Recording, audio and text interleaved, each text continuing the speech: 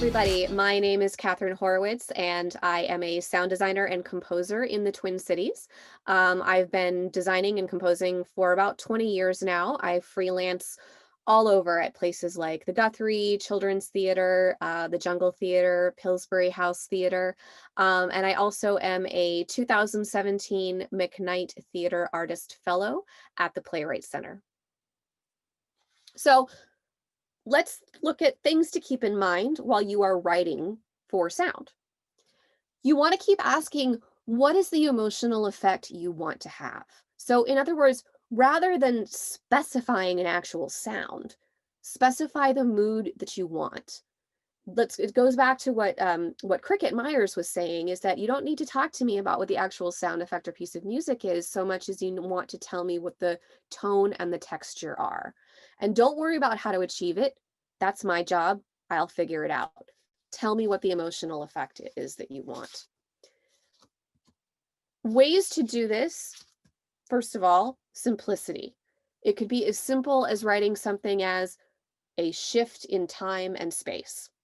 And that's roughly assuming that I know what your general time, place, spaces are. But, it could be something as simple as that.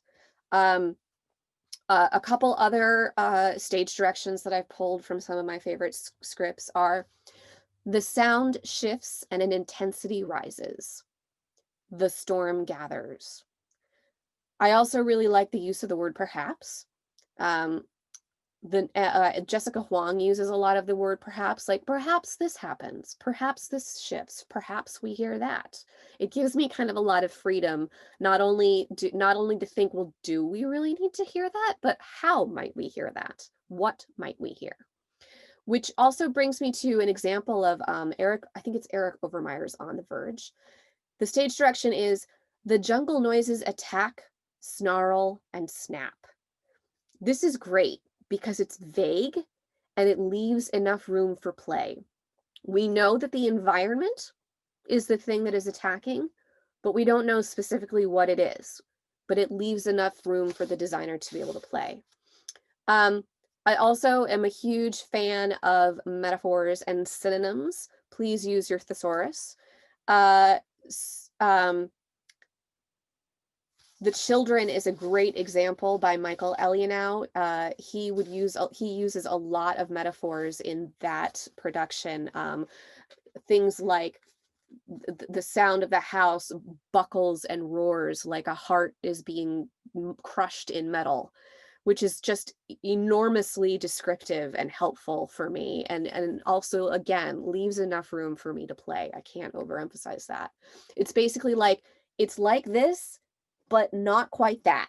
It sort of gives me a starting point to jump off from. There are also places you can hide things in the dialogue and in the language. Also in Michael Elianow's The Children, I think there's a line that says, there's a Category 5 hurricane that's coming upon us. Or, oh, I think the eye of the storm is just about here. I'm paraphrasing. His dialogue isn't as bad as that. But it lets me know that, I better get started. I better begin to sort of simmer the wind and the rumble of that hurricane that is approaching. And conversely, you can hide it in language. So again, Jessica Huang is really, really great with her language. There was a play that I did a few years ago at the History Theater by Jessica, The Paper Dreams of Harry Chin. And it was sort of this a tale of a Chinese immigrant coming to the United States, and he has to spend time, I think maybe it's on Angel Island, something like that, and be interrogated before he is allowed into the United States. But he doesn't speak English, and he's very intimidated and frightened by this whole experience. And so she describes the character of the interrogator, as sounding like 1,000 birds and beasts. And that was it. So we had to figure out, how can we get across what the interrogator is asking the main character, but also how he can sound like this terrifying roar of birds and beasts. And what we wound up doing was, we hired a dialect coach who taught our actor how to sort of get a guttural sound coming out of his throat, and sort of position his tongue in his mouth in a way that made it sound like that. And we played a lot and experimented with that quite a bit.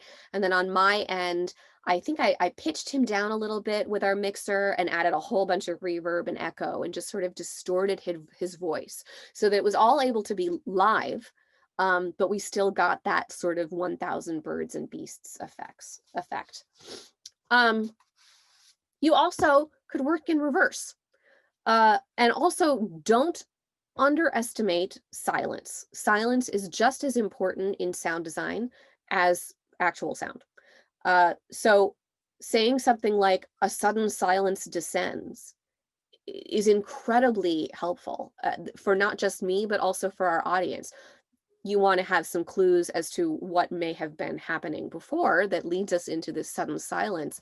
But it's quite a lot like if you're just sitting there in your living room and you're reading a book and you're not really paying attention to what's going on in the room around you, and then suddenly the refrigerator motor turns off, you notice that.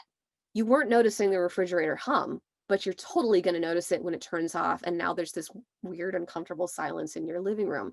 And think of how effective that is. Texture and emotion. This gets back to targeting, again, the emotional effect that you want to have. Some examples that I have for that are the sounds of darkness are replaced by music and possibility, or the music is rhythmic and oddly elegant. Texture also is something that lends itself quite well to, again, metaphor and synonym. And then don't forget location. Where is just as important as how and what, and can be quite helpful. It gives us clues. It can give me clues as to how I can work that in. There is a show that I have yet to see. I really want to. It's called The Humans. And there are a lot of sounds that we never know quite what they are, but we know where they are, and it's driving us crazy. So in other words, it's like if you're living on the second floor of an apartment building and you're hearing some weird thumps below you and some major thumps above you, and you have no idea what the heck your neighbors are doing. Is it bowling balls? Are they moving furniture? Are they having a clogging contest? But you know generally where they're coming from. You don't know what they are, and it's hugely unsettling. And it's that psychological part of sound design that I find really fascinating and really love to play with the audience's emotions in that way. There are a few exceptions to this rule, exceptions to the subtlety. If there is a sound that figures prominently in the story, then by all means, please be detailed about it. So for Michael Elianow's The Children, the hurricane was almost its own character. So I would say that he gets a pass in terms of being quite detailed about how and when that hurricane is building.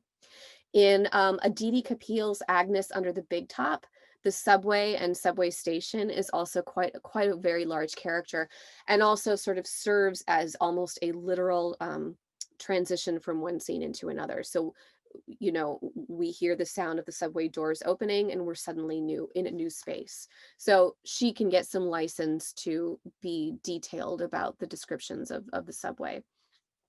So that's a little bit about what I do and how I do it. And I hope that it was helpful for all of your playwriting journeys from here on out. And I appreciate you taking this class.